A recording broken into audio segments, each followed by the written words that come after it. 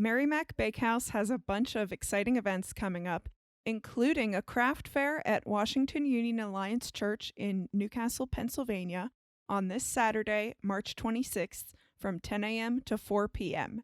Also, Standing Chimney is open the first Saturday of every month from 10 a.m. to 4 p.m. You can find more information on their Facebook page, facebook.com/standingchimney.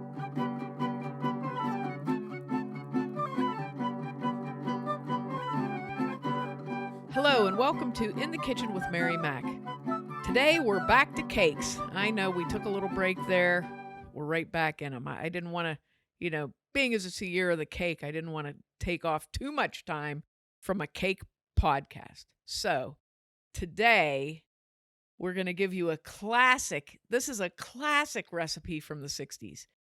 This is a recipe for homemade snack cakes.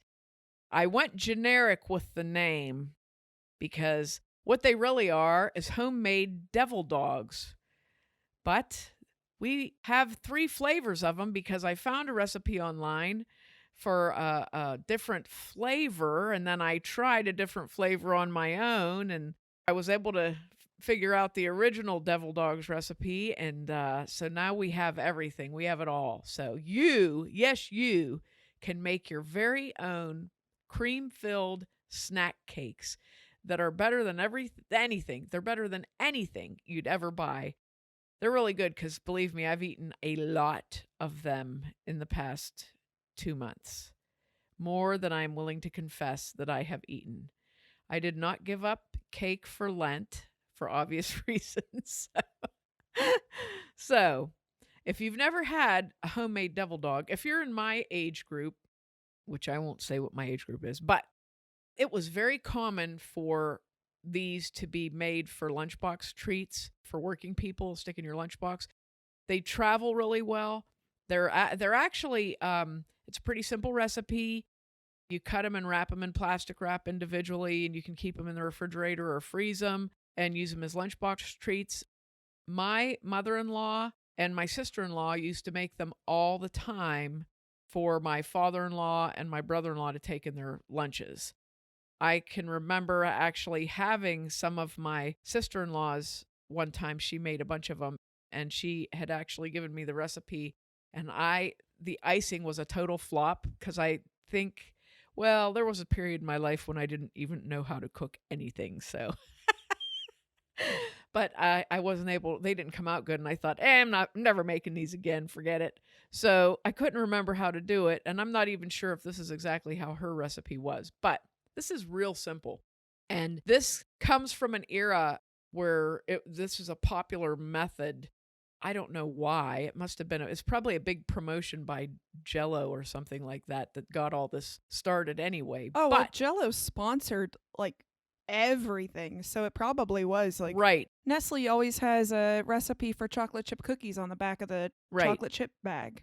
Right, and to tell, I could not even find, I have a lot of cookbooks, and when I say I have a lot of cookbooks, I have an embarrassingly huge She has a library of cookbooks. And I only found one devil's food cake recipe in all of my cookbooks. So we're going to do that as another podcast, because that's what devil dogs are, is devil's food cake with a cream filling. It's a little bit more than just devil's food cake. And you see them in the grocery store every so often. I don't know if it's Little Debbie or Hostess, but there's some snack cake manufacturer that makes devil dogs as well. Devil dogs, well, we're going to go into that. But yeah, what a devil dog is, it is just chocolate, or it's devil's food cake, which is a very dark chocolate cake. It's devil's food cake with, like we talked about when we did the red velvet cake recipe, it's the ermine icing, the boiled milk / ermine icing in the middle. It's a whipped, sort of tastes like whipped cream in the middle of 2 chocolate cakes. They're usually not coated with anything on the outside, except for the original devil dogs are now coming dipped in chocolate. So just so anybody should know this, everybody should know this. I haven't seen the original devil dogs around our area, Western Pennsylvania, since I was a kid. So I don't know if they are sold in Western Pennsylvania, but here's the story.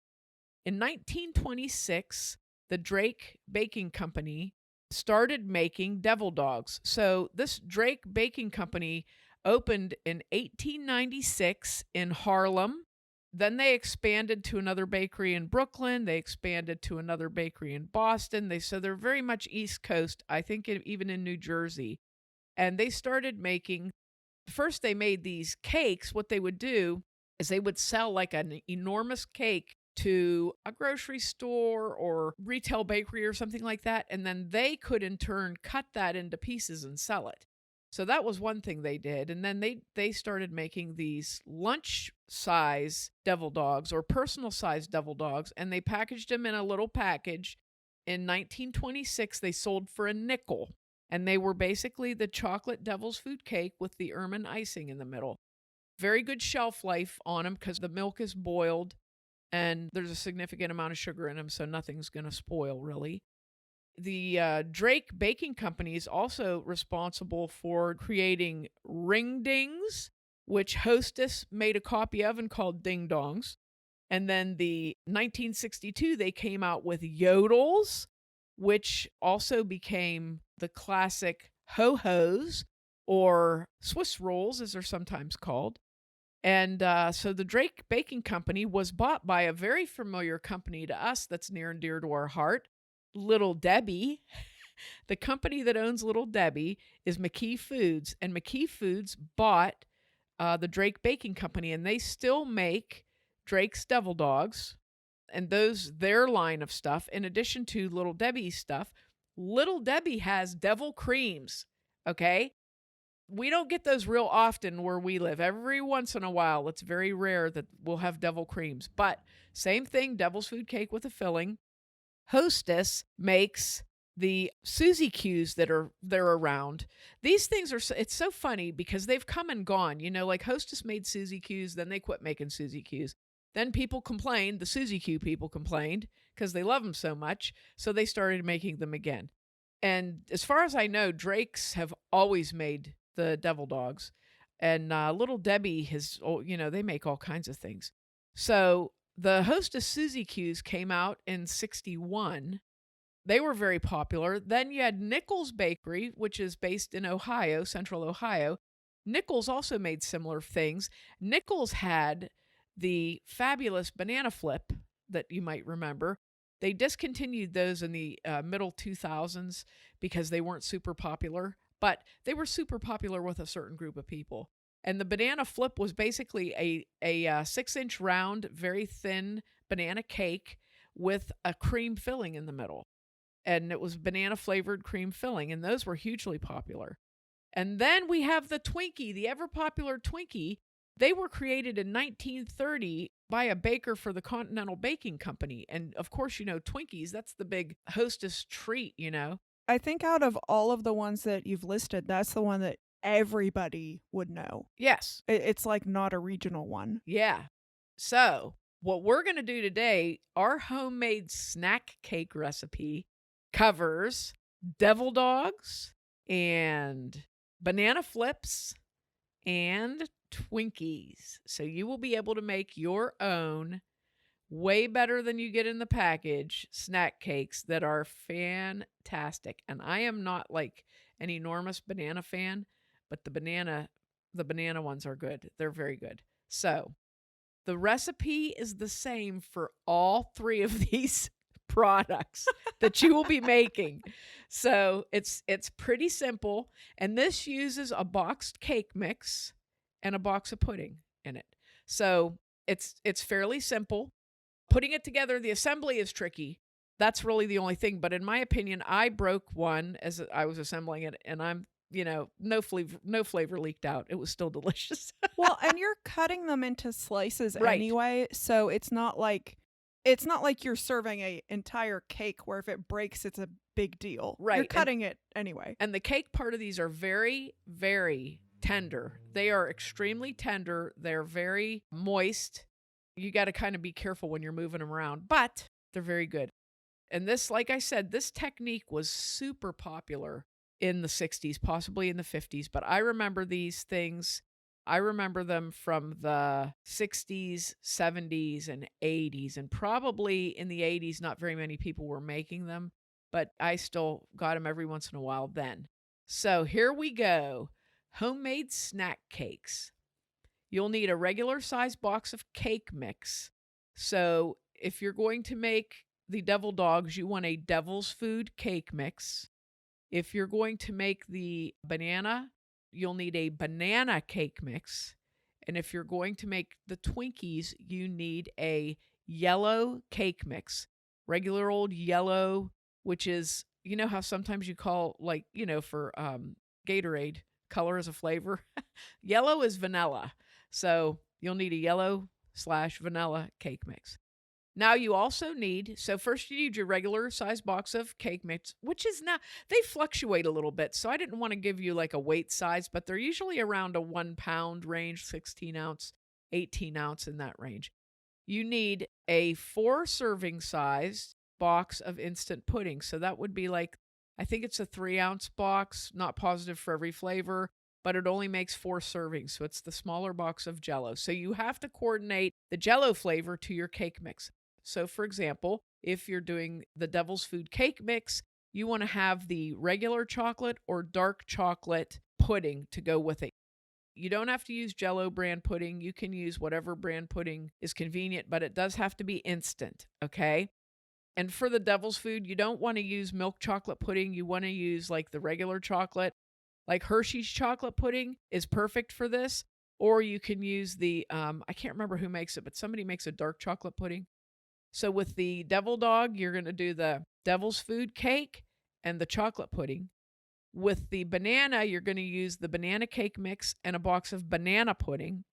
And for the Twinkies, you're going to use the yellow cake mix and a box of vanilla pudding. Okay?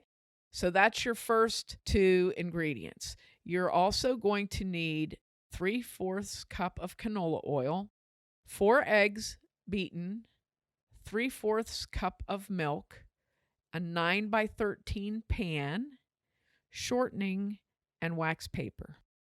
So here's what you're going to do. Preheat your oven to 350 degrees. Now get your cake pan. You're going to grease it really well. Then you're going to cut a piece of wax paper to fit right in the bottom of your cake pan. It can go up the sides a little bit, doesn't matter. Lay that piece of wax paper right down on your greased pan, and then grease your wax paper, and then put a tablespoon or 2 of flour into your pan and shake that all around to coat your pan really good. Dump out the excess. Now your pan is ready. Now for the cake. Pour the box of cake mix and the box of pudding mix into a large bowl. Take a whisk and mix those together really well because, cake mix sometimes gets clumpy and you want to get that pudding really, really incorporated into the dry mix really well. So much easier. Now you're going to add your oil, your beaten eggs, and milk and mix well with the whisk. I didn't even use a mixer on this. I just used the whisk. And stir that until the batter is nice and smooth, no lumps in it. Just stir it until it's nice and smooth. Once you get it to a nice smooth consistency, pour that into your prepared pan, and then it's going to be a little thicker than a normal cake mix. So what I did was because the flour will sometimes move with your cake batter, I started at one end of the pan and I just moved slowly up the pan and scraped the bowl with a rubber scraper to kind of clean it out as I went, and it worked really well. Try to level it out as even as you can. Now you're going to put that in the oven and bake for 30 to 35 minutes. Depending upon the flavor, I think the banana took the longest to bake, if I remember correctly. The devil's food baked pretty quick, but I think the banana took a little bit longer. But you want to, don't touch the cake. I touched one of them and the middle of it fell. So don't touch the cake. Be very careful with it. Bake it 30 to 35 minutes and test very carefully with a toothpick in the center to see if it's done. And it should loosen around the edges when it's done also. So once you have the cake baked, you're going to take it out of the oven and cool it on a rack for 15 minutes.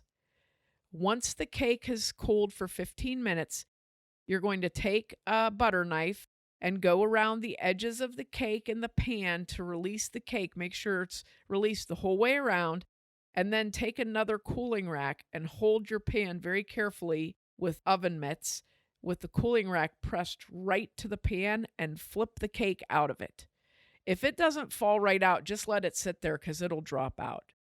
Once your cake drops out of the pan, very carefully remove that waxed paper and then let your cake cool thoroughly. Now, what you want to do is get a paper towel and wipe your 9x13 pan out as clean as you can get it, but you don't have to wash it. I wouldn't even waste the time washing it. Just wipe it out, get the excess grease and any cake that's stuck in there out, and set it aside because we're going to be reusing it for assembly. Once you put your cake in the oven, you can start making your ermine frosting. This frosting it takes a long time to make. This is a great frosting, and I have to say that I think this is the perfect frosting for a red velvet cake. I 110% agree. It has a very nice flavor to it, a sweet vanilla flavor, very nice flavor, but it's not overpowering and it's not overly sweet. And the texture of it is very, very good. It does take a while to make, but it's really well worth it compared to, I'll tell you one thing, it doesn't fall. You whip this up and it looks like whipped cream, but it's very stable and it doesn't fall, which is why it makes such a great filling for snack cakes. So I think once you make this, because this is what I thought, I had not made it successfully before. So this time I stuck to it. I did not give up and I stuck to it and it came out really good. It's also called a boiled milk frosting. So what you're going to do is you're going to cook milk and flour together to make a real thick base and let that cool. And then you're going to beat that into your other ingredients. So it's almost like a whipped cream sort of a thing, except it fluffs up. It's amazing. When your icing fluffs up, it's like a dense foundation to keep your icing real stable. So definitely you don't want to try and substitute anything for this frosting because this is the perfect frosting. It's not overly sweet and it's very stable. You don't have to refrigerate it. It's just really good. So here we go. You'll need 3 tablespoons of flour and 1 cup of whole milk. And a small, if you have a heavy bottom saucepan, that's perfect, small saucepan. What you're going to do is blend your milk and flour. I have a small whisk, so that's what I used. Blend your milk and flour in your pan and heat that over medium heat.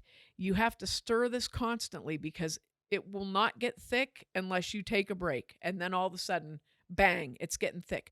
But if it does that, don't give up on it. Stir that up. Mine got real thick and clumpy, and I just stirred it out of it. I kept stirring it until it smoothed back out again. So what you want to do is get it to where it starts to boil. When it gets to a boil, you want to stir that and keep it cooking for a few minutes. So like I would say this, like when you stop stirring it, it'll take a few seconds and then it'll just start bubbling again. That's what you want. And you want to keep cooking that. It'll get real thick like pudding, like actual pudding that has set. That's how thick you want it to be. Once it gets to that thickness, take it off the heat and I put it on a cooling rack. And what you want to do is take a piece of plastic wrap and set it right on top of that hot milk flour mixture so that it doesn't get a skin on it. If it does get a skin on it, don't worry, because what you do, this is so funny, but if you take your whisk and just go right around the top, that skin will come right up with it and you just throw it away. It's just like a rubbery kind of a thing.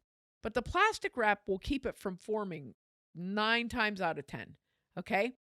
If you start this process of cooking the flour and milk right when you put your cake in the oven, by the time the cake is cool, this will be cool. Then you can make your filling. You have to let the milk flour combination it has to be completely cool before you make your icing because it'll melt your other ingredients. So once that's cool, what you want to do is take a 1/2 cup of shortening and a 1/2 cup of butter and 1 cup of regular white sugar and 2 teaspoons of vanilla, and you will cream them in a bowl until they're nice and light and fluffy. So use your mixer like medium speed, and beat those things together until they're nice and light and fluffy, and then gradually beat in that flour and milk mixture. So you can take that pan that's cooled and just kind of tip a little bit of it in at a time and beat it on high and just keep beating it in, and it will get very nice and dense and fluffy. So you want to do that. Make sure your thickened milk is completely scraped out of the pan, get it all in there and beat it on high and get it to where everything's blended. You can taste test it. It'll fluff up and form nice stiff peaks. It'll set up really well. You'll know your icing is done, okay? Once your icing's done, you can cover that with plastic wrap while you're getting your cake ready to go. Because the cake, this is the fun part. And by fun, I mean the tricky part. So what you have to do, you have your cake out of the pan cooling on a rack, So what you want to do is turn your cake top up. You could have done that also before when you turned it out of the pan. You could put the top up, but it doesn't matter. I did it both ways. So you want to take and split that cake. So you're going to take a bread knife, or if you have another very long knife, and you're going to very carefully, this is how I did it. I put my hand on the top of the cake and I hung my middle finger over the edge, like halfway down the cake, so I could kind of guide the tip of the knife, and I was just like bumping it with my finger. I wasn't sawing into my finger with a knife. So you're going to go long ways right down that cake. So you have two big long pieces. You're going to split it right in the middle and just very carefully saw down the cake. Once you get that done, carefully tip the top half off or slide it off. The way I did it, I just kind of very carefully took the top and slid it over to another cooling rack, but I didn't turn it over or anything. Then I took the bottom of the cake and I set it back in my cake pan, okay? So you set that bottom piece in there. Now get your frosting and just spread your frosting out all over that cake that you just set in there. And it should spread out. It's like the perfect amount of filling for one cake is what you just made. So spread that out on your cake nice and evenly. Now comes the fun part. This is where I broke the vanilla cake. I almost broke the banana cake. The chocolate cake went over like nothing. Very carefully, you can do one of two things. You can pick up the cooling rack, and I found this to be a little bit easier. Put the cooling rack like halfway across the cake pan, long ways, and just start sliding that cake off onto the icing. And once you work it along real careful, guide it with your hand, pull that cooling rack out very carefully and just plunk it down on the icing. Then you take your hands and just lightly press on the top of that cake so that you're compressing the filling just a little bit. But see, the reason I put it back in the cake pan was it didn't let all of the icing squirt out of the cake. It was very manageable. I put the cake on there, and then I took a breather and a break and had a cup of coffee and relaxed for a minute because that was nerve-wracking. Then what you want to do is cut your cake into 16 rectangles.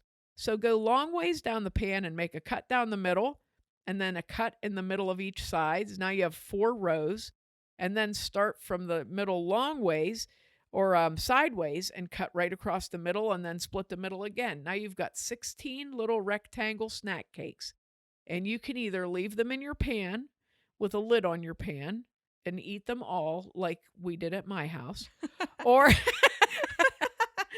that's not true. I actually wrapped a few. You just get a piece of plastic wrap and set them on plastic wrap and wrap them right up, and they stayed really good. So I took some to work and put them in my refrigerator at work, and I got to have a snack cake every day like I was in 4th grade. I gave them out to everybody to sample, and everybody liked them, and they were really good. I can honestly say that I realized this is, and really for the whole process of this, I want to say it took me like 2.5 hours, but it wasn't like, steady 2.5 hours. But, if you wanted to make snack cakes for something, for a special treat for the family, or if you just, want to do it, it's a nice evening. It's a nice little evening job. They were very good. And you can also cut them into smaller pieces if you want them to be smaller for, for a party or something. This would travel really well cut it at home, cover it and take it. And that's what my sister-in-law used to do. And I can say, it laughs to make me think about it. But my sister, Marianne, would bring this to picnics and we would hit her like bees on sugar. Man, she'd come walking up with her thing and it'd be like an attack. Just instantly surrounded. Yeah, it didn't last long. But yeah, these are so good. And what I loved about doing this, what I really loved about doing this was there is something for everybody. If you don't like chocolate, you got banana or vanilla. If you don't like banana, you can make vanilla. If you don't like vanilla, you can make the devil's food. They're so good. There's something to please everybody. And I had to laugh because when I started doing this, all I could think about was we used to get banana flips from a bakery in town. And I, like I said, I'm not a huge fan of banana, but this bakery in Newcastle used to make vanilla, chocolate, and banana flips. And then they made gobs also. But people would go in and buy up all the vanilla and chocolate. You'd never get one. So, if you're on your way to work and you stopped, I think it was DeRosa's that did it. I'm almost positive it was DeRosa's, but I might have the wrong bakery. I'd stop on my way to work when I was working afternoon turn, and you'd go in and all the school kids would have come in and got the good flavors. Should have a dumb banana flip. Which was still good, But these were so good. I actually enjoyed making this because it was kind of a neat thing to do. The vanilla, loved the vanilla. They tasted like the best Twinkie you ever had in your life is what they tasted like. They were really good. I don't like Twinkies, but I love vanilla cake, and they were so good. Yeah. And like I said, this recipe, which made me laugh, I could not find a recipe for devil dogs. I looked and looked and looked, and I could not find a recipe. And I finally found one that somebody had up for Suzy Q's. It was good and helpful, but not exactly what I was looking for. But the thing that made me laugh was I remember when I was a kid, how many people were always making cakes that they added a box of pudding to, which is probably why they came out with the cakes that say there's pudding in the mix. My mom used to make cakes with pudding, and there's also a type of an icing you can make with pudding and Dream Whip, which my mother also made all the time. Those were so popular. They had to be, like I said, promo recipes or something. And this whole cake is so 60s to me. This just sums up the 60s. It's kind of homemade, but kind of not homemade. And it was just a really nice trip down memory lane, I guess you'd say. But these are good, and I will make these. I actually have made several of them in the past 2 months, so I'm sure I will continue to make them because I really enjoyed them, and my husband enjoyed them, and the whole family did. So I definitely think that you should try this recipe, and I think you'll like it, especially with summer coming up and you don't know what you want to take to a picnic or a party or something. It's a perfect thing to take. It's kind of neat too, because you don't need silverware. You can just pick them up. They're little snack cakes. You can just pick them up and, it's a good thing. So I hope you like this recipe. I hope you try this recipe. And make sure to check us out online on Facebook and Instagram at Mary Mac Bakehouse, on Twitter at Mobile Mary Mac and Mary Mac Podcast, and on our website, marymacpodcast.com. Thanks a lot for listening if you did, and if you didn't, too bad for you.